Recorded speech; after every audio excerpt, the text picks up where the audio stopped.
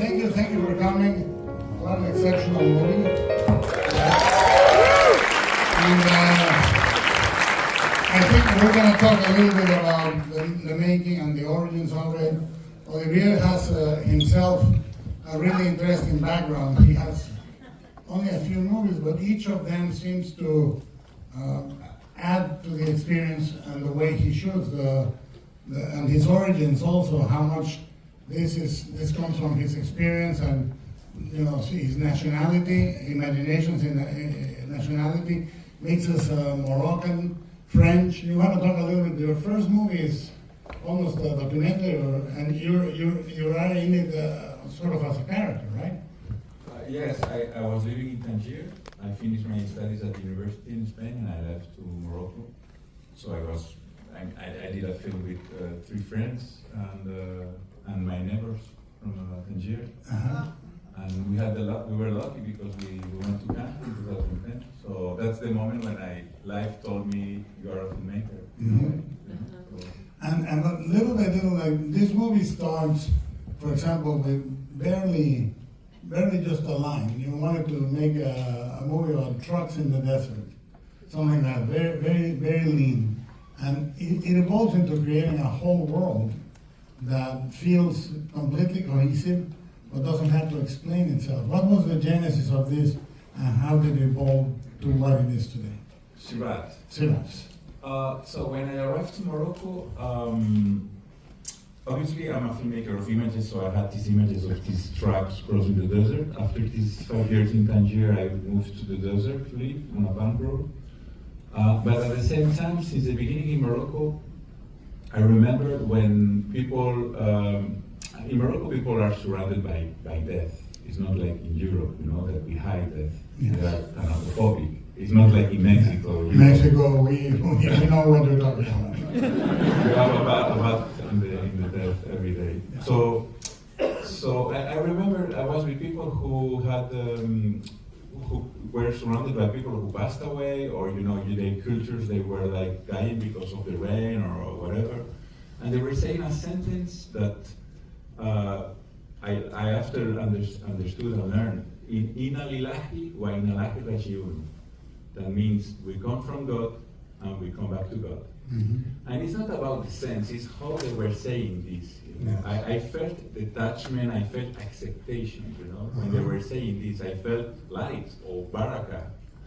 And so I was quite, 23 years old when I arrived, and I felt I had to make a practice of death, to experiment death, to meditate death. So this film, I think it belongs to this intention of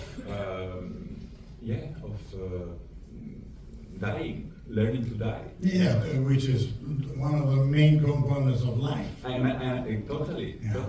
This is the mystery of creation, Of right? course. Guillermo, it's strange. It's through death or through pain that we are more, when we accept this, that we are more free. It is interesting to me because part of it is a pilgrimage movie, in the way that Canterbury Tales can be a pilgrimage movie, but it doesn't have the European sense of doom, of death. Like death comes, and the tragedy is that people keep on living. People surrounding the main characters keep on living, and I think that's the rhythm of the movie. One of the things that I find remarkable, the large cosmic metronome of the movie is impossible to consider without the landscape. The landscape is also a character. So, but you combined Morocco and Spain. So how did that happen? Yeah, we had to spend money in Spain. We all do. It's a good investment, right? Only very good. And back in Morocco, there is no jamon. So Because I'm not there. I mean, you can find everything in Morocco. Yes, so we were shooting 3 weeks in Morocco. The first part of the film, for example, the raid was shot in Morocco, also because we organized a real raid. And so we needed that punks from all over Europe come to this party. If we were organizing the rave in Morocco, we had to dress extras as punks, and it was not my intention. So, and I don't know. Yes. How long was the rave? It was 3 days. My friend.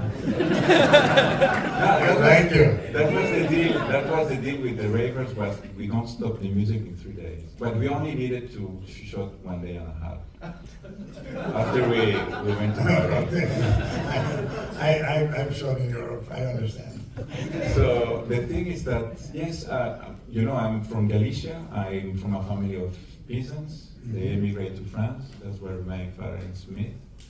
Where I did my third film. It's were your parents both from Galicia? Yeah, from villages. Mm-hmm. And so I'm really related with nature. Now, for example, I'm living in the house of my grandmother in the mountains in Galicia. Yes. And the Moroccan landscape, Moroccan landscape is a wounded landscape. Yes, of course. When you see these mountains with all these layers, you feel the creation of the planet. Yes. In Mexico, you have this kind of landscape, and you feel small, and you feel you are nothing. And this is good. I mean, that helps me to have less anguish, to be in the level where I have to be, that is being a zero. Yeah, geologically, there is an indifference, a beautiful, brutal indifference from the landscape to the humans that live and suffer in it. I don't think it's indifference. I think that nature, that life take care of us. It's just that sometimes to take care of us is shaking you. It's pushing you to the edge of the abyss, like in the film. When you don't do the work, it's when the slap in your face, it's harder, It is. That is now in terms of, and we'll get to Sergi very soon, unfortunately. No, we will. When you get a microphone, we'll ask you things. No, the evolution of it in terms of do you plan the story? Okay? Do you say this is obviously you need to have special effects, permissions for gunpowder. So there is more, or do you find it every day with the crew and the cast every day? You know that this is a thing that it's difficult to provide. Thank you very much. By the way, can you tell the good people how many days you have to shoot this? 7 weeks. Ooh. Yeah, 35 days. Yeah. That's for me. That's catering. It's astounding. That's amazing. With visual effects, it's really difficult. I never did a film like this. I'm come from the underground, and it's the first time I make an explosion. And my team, we come from documentary. We never make advertising with cars. It's the first time I put a camera on a camera car, Mm-hmm. So, but we did a good job. I think that.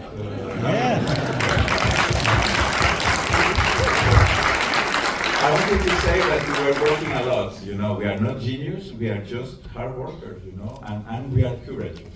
Yeah. This film, it's really risky. But do you find are you informed by the landscape, your crew, your cast, and you say, let's try this different thing, or do you have a pretty solid idea of where things are going to happen in the narrative? The film is a radical translation of the script.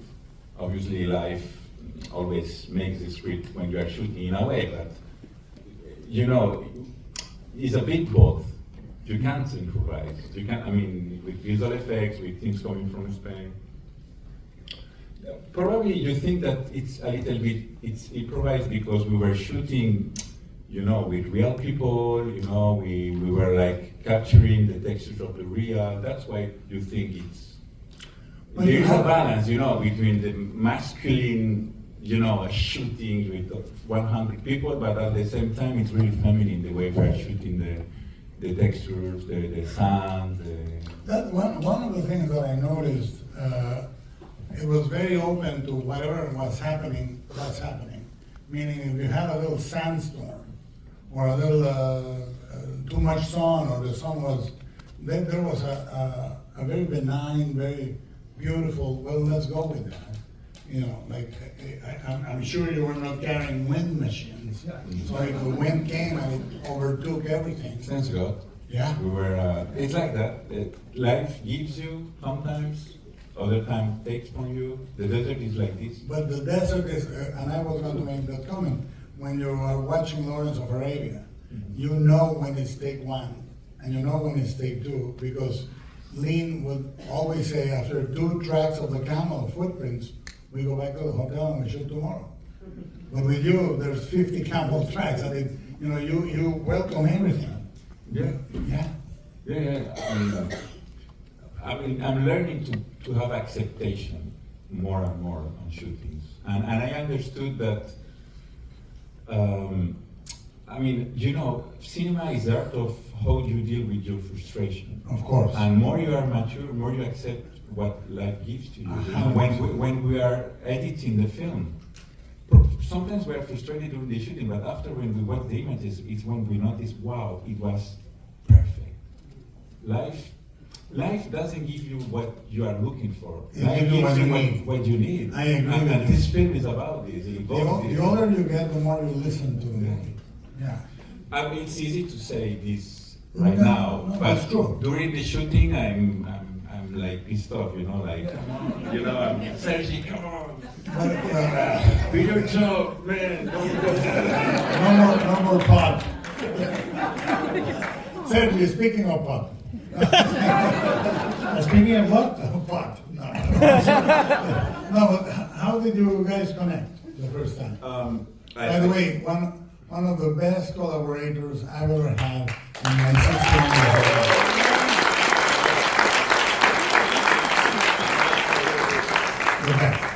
I mean, I really, it's really well known in Spain.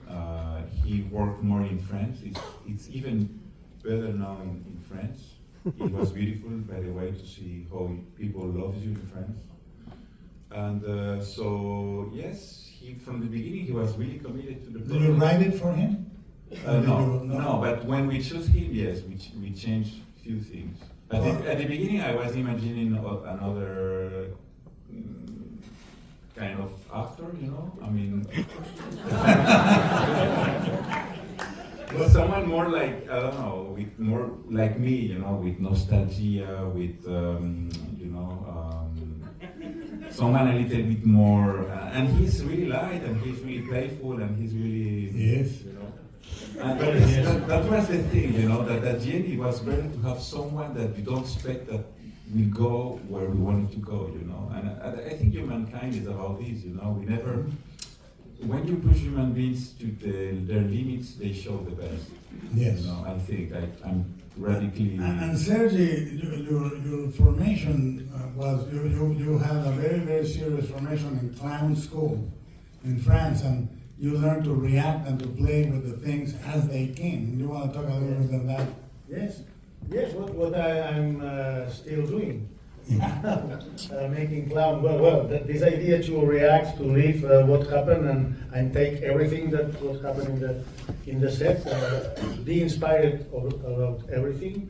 That's the motto. That's the motto of my job. You know, even in this movie, it was a lot of people told me, we know nothing about the character. We know nothing. We know why he's with his son. Where is the mother? What? And you know, for me, it's wonderful to have this space to play, because blank.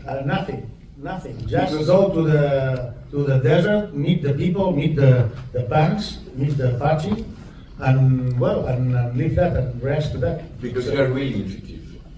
Your work is about intuition. You know where, secretly, you always know what you is going. Well, but even your job, I think there's a little contradiction all the time. You have to stay intuitive, and at the same time, it's a movie. You cannot do what you want. No. I think that people have a hard time understanding, and I said, well, yes, we enthrone control, the direction. But I say it's a hostage negotiation with reality. You know, hostage negotiation. reality says, I'm gonna fuck your movie up, and you go, oh really? Put the gun down, let's talk. You know, the sun went the other way, it's raining. You have to recognize the opportunity on everything. That's a good thing. A film has to trust in the author. Yes. You know, I mean, you see at the level of the author, what is the point, you know? Yes. I mean, I truly believe that life, that life chooses you to express something. That thing, yes, particularly. In a way. And when you, one of the things I find very moving is the way the violence occurs. You know, obviously there is the final moment where he gains grace and he just walks and nothing explodes. Of course, this is a very profound, very Eastern notion of grace, you know, but the moment the violence is introduced is the way it's introduced in life, is with the two least characters that you least expect to die immediately. And they don't die in a dramatic, there's nothing dramatic about it. That's a solution that, you know, is so simple and so hard to recognize and respect that simplicity. So if that was, then you shoot the deaths, and you must have shot in order these things, because this is not a super production. We say, bring the second band or the third band. Once it was gone, it was gone. Exactly. So and the actors, they were like Tom Cruise. They were doing the stunt. So the little dog and the little boy were like Tom Cruise. Anyone from SAG in the room? IATSE? No, but I think that is important to distinguish. When I first went to Spain with Devil's Backbone, I had just gone through the Weinsteins on Mimic, and I went to Pedro Almodovar and I said, my only condition is that I have final cut. And he said, what is a final cut? You know that I cut the final version of the movie. He says, who else would? and I think the same is for an actor, and like it's done out of pure passion and pure art. Like Sergi, the last day of Pan's Labyrinth, he left early because he had theater. He had theater play. And I go, That makes you laugh. He's a real punk. But it's so beautiful. And then after Pan's Labyrinth, I won't say the movie, but Sergi got offered a giant movie. And he said, when did you shoot? He says, August. He says, August, I'm on vacation. That's why he has really good relation with the ravers. Yes. They really, I mean, Respect it. yeah. I mean, because he doesn't care. He's authentic. 100%. You know. But when we say this, it's so important to distinguish the level, the type of enterprise. This is, you know, when we say, well, they don't make movies that are original, how come we see the same movie? This is the root of that. That is approached purely from an artistic creational point of view. So let me ask you about that. The ravers are real, they're street artists and ravers, and the casting was done formally, informally. Did you? A mix. We went to raves. Mm-hmm. So we were casting and raving in dance floors. To identify people. Yeah, we were looking to build a family. So we did a calendar of several raves all over Europe. I mean, in the south of Europe, France, Italy, Portugal, Spain, and so we took time. We took time, and you know, I'm a slow filmmaker. I make a film each 5 years, and it's okay. And so after we made a group of 20, we make a workshop, a weekend all together. After 15, 10, and at the end when we had the 5, they came to my home in Galicia, and we spent 1.5 months together. Sergi came, and we were like watching films. Living together, going to the forest, working on the farm. You know, like it was beautiful because, you know, I mean, every film, and in particular my films, you need people really committed, really loyal to the project, not to you, to the project. You know, you need to build something solid because making film, you are in your limits, psychological limits, physical limits every day. You know, so it's important this, And I'm so grateful, you know, to my team, my producers, most of them, they are here, you know. I mean, I'm proud. I think we were courageous to make this film. I don't know what is your opinion, Maestro, but you think it's risky, it's action like this, you know. Nowadays it's not easy to make a film like this. No, any film. Any film. But the other thing that I admire, the people were able to put together the rave. I mean, when they're connecting the speakers, when there's a second nature to it, they really did it, right? They were able to assemble the. It was a real rave. I mean, yeah. I think cinema is perfect on the way to adapt life to it. But in my case, I prefer to adapt myself to life, you know. All my films, in a way, I try to capture an image, you know, and beauty has laws, has rules, you know. I mean, you need to give something. Beauty has truth. Yeah. So yes, their condition to don't stop the music in 3 days was perfect for us. You know, I mean, we love life, we love people. And the fact is, if you did stop it, then everything else will be a lie. Like it has to happen for them to be lost the way they're lost in the music and in the moment. You're not going to say, stop, we're going to put the camera over here, and now, you know, they really are there, and you feel it in their rhythms.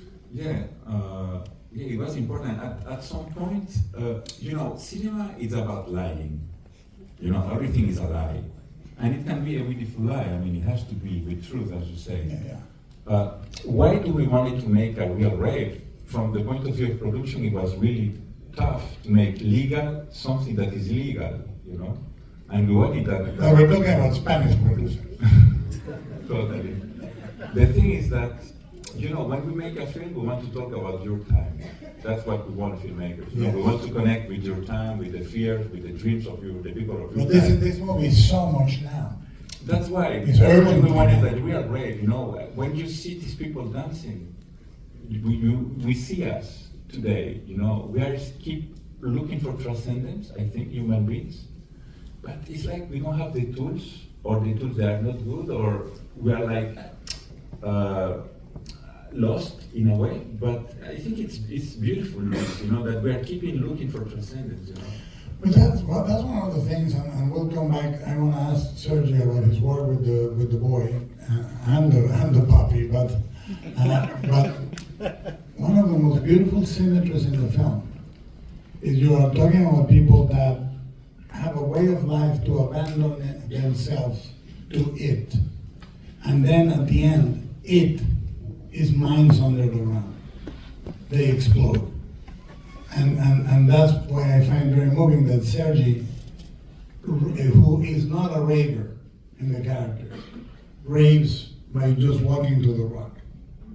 He's raving, he abandons himself to it. And that beautiful symmetry comes from the rhythms of the movie.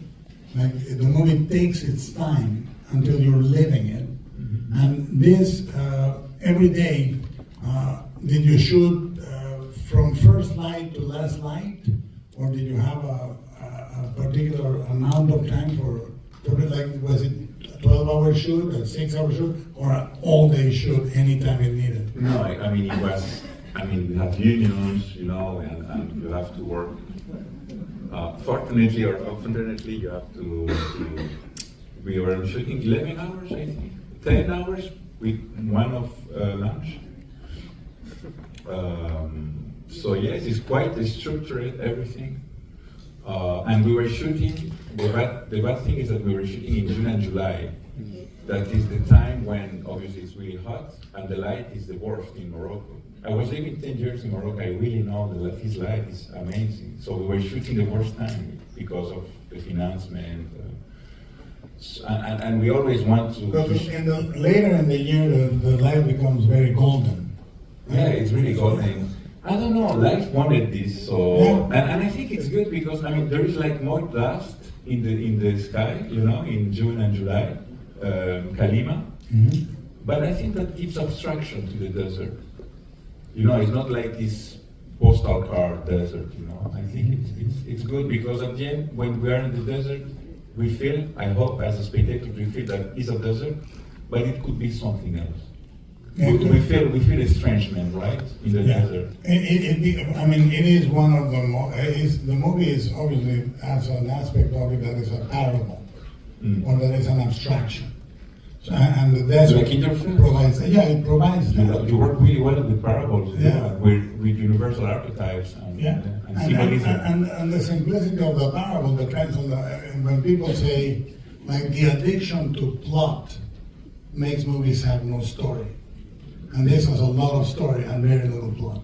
And that's what gives it that grace. Why do you think it is like this? Because I think that there was a moment, and you can almost count it a few decades ago, when people were raised on manuals of screenwriting, and there was things that you needed to pay off, and there was plot points and this and that, and then people became fascinated by the machinery.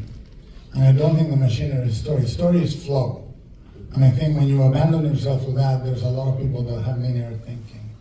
But let me ask Sergi, because he seems distraught. Sergi, I will answer you my opinion of why.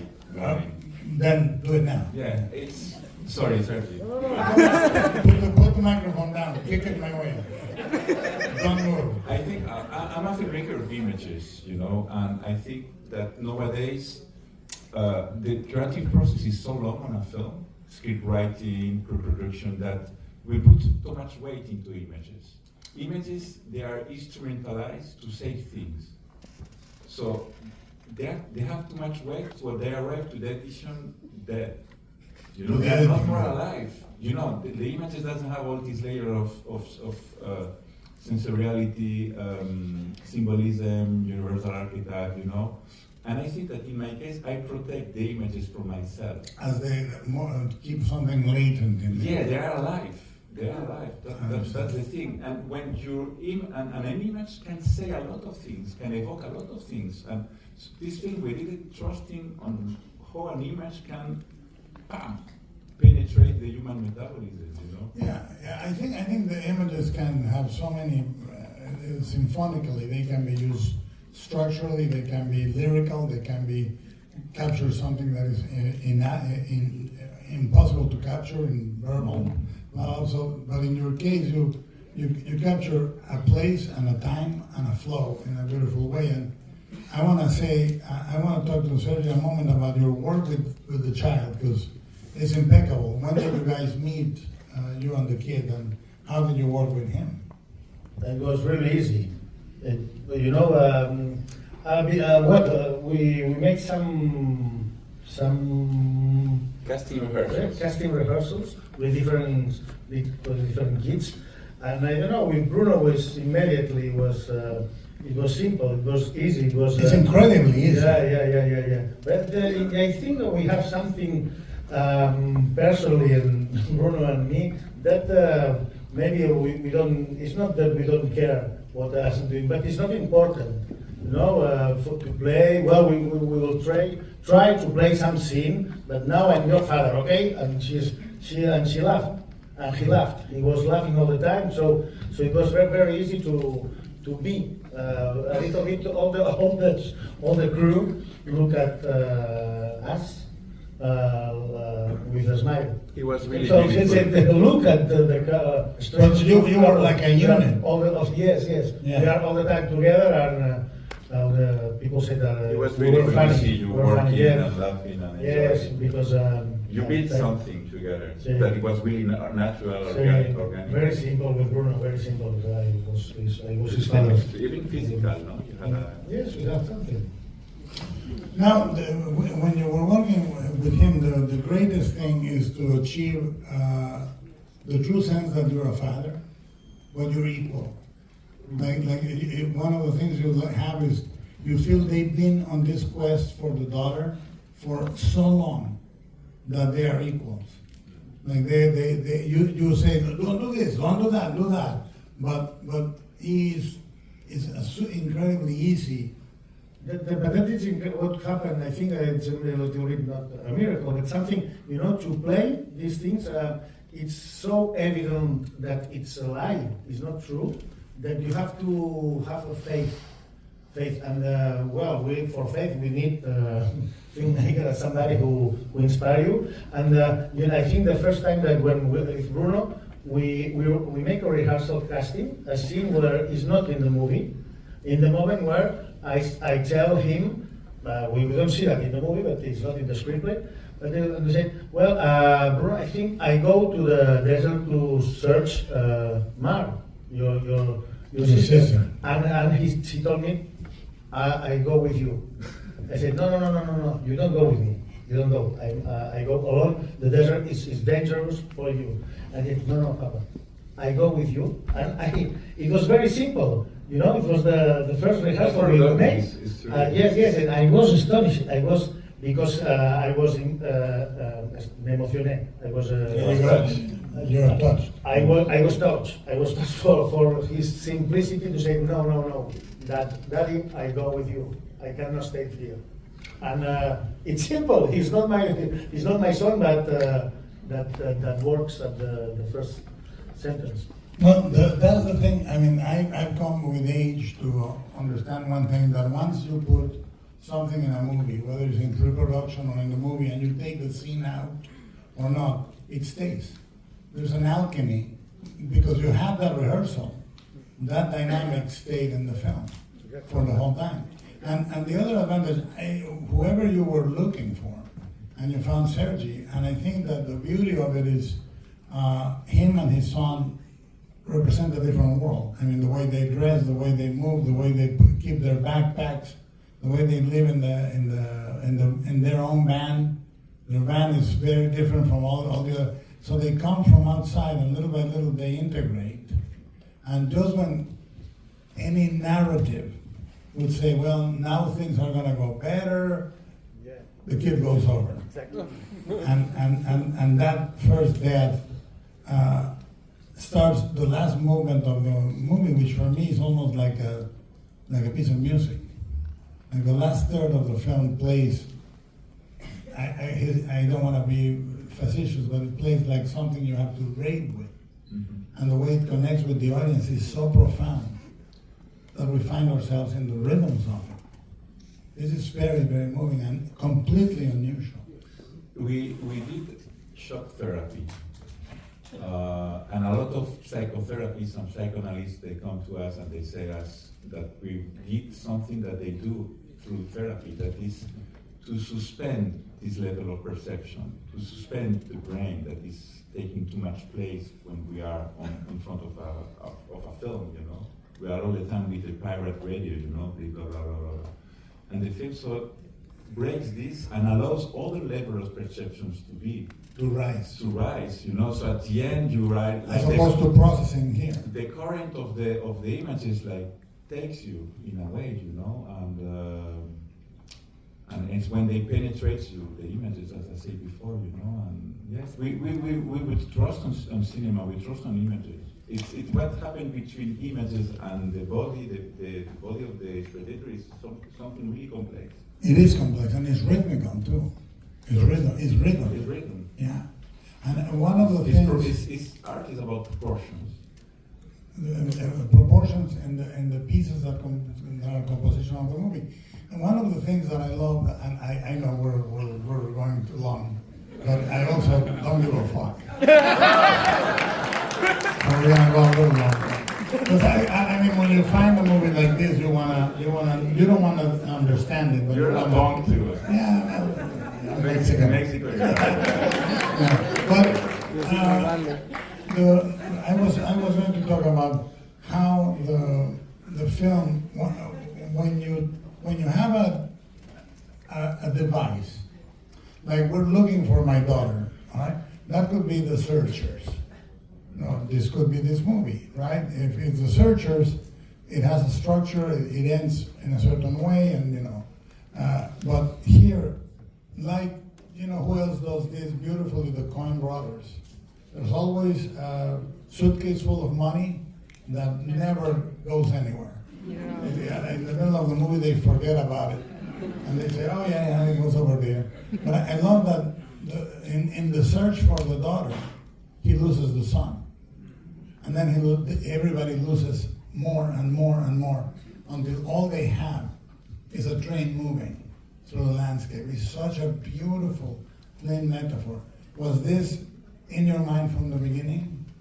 The train. The train and the fact that they were going to lose. Yeah. The more you search, the more you lose. Yeah, there is a sentence that I also learned in Morocco in my travels. It's when God loves you, He breaks you. And He works for CIA. it's we say before life gives you, taking from you. You know? It is true. And a lot of people says to me, this, I mean, I don't want to interpret the film. The film, as I said, has different interpretations depending on who you are and the day, etc. There are spectacles that tell me that this father, in a way, he danced when they're making this catharsis, you know, this dance at this ceremony in the desert. He found her. He found her on a subtle way. He danced her. He understands her. You know, he was never so near his daughter that after losing his but also she's somewhere in that world. Meaning, why should she be by the side? Why should she be in what he understands is saved? She is somewhere in that desert, and I think that at times you can feel. Zabriskie Point, or you can feel George Miller, or you can feel Claire Denis, but it's not any of that. Really, what you have created is a unique parable about letting go, and that's what I found incredibly moving. And when you have that level of clarity, in a way, did you guys have discussions about the spirituality that was behind the movie, Sergi, before that? Yes, we talk a lot of times. We talk about spirituality. Even if make a movie for actors is I don't know if it's easier, but it's not more simple. We have to go into one scene, and when you go to the scene, never nothing other exists. Yeah, only this scene, this day we right now. That, right now, right now. So of course, with Oliver, it's impossible to don't talk about the spirituality of what happened with this travel, and what happened when you are searching for your sister and for your daughter, and you lose your son. So obviously you have to talk about it. But after to play, you cannot play thinking. You cannot think. You cannot play thinking. You can think before. You can talk before, but after you can go. You have to go. You have to abandon your body, and your body sometimes are some response answers that your head have not. I think that we were connected. Sorry. I think we were connected doing this film. We were really connected to our wound and to a transgenerational wound. I understand. We feel this on the film. Yeah. We feel the pain that we are surrounded in the world. I don't know. I mean, you when you were playing, you are not Luis. No. You are not Luis. You don't have. No, but when you were, for example, on that scene, when you were dancing, I'm totally sure you were like healing some pain of you, of your lineage, Sergi. So we were really making a kind of familiar constellation with this film. Yeah. And it is exceptional. And I now I do give a fuck. So I want to thank you for coming on. If I may, movies like this exist or make a mark or are seen only if you guys talk about them. Yeah. This doesn't have a big machine behind it. And believe me, any person you can force, threat, seduce into seeing this movie is a huge gain for movies in general and for this movie in particular. So please do that as you leave. Thank you very much. Thank you.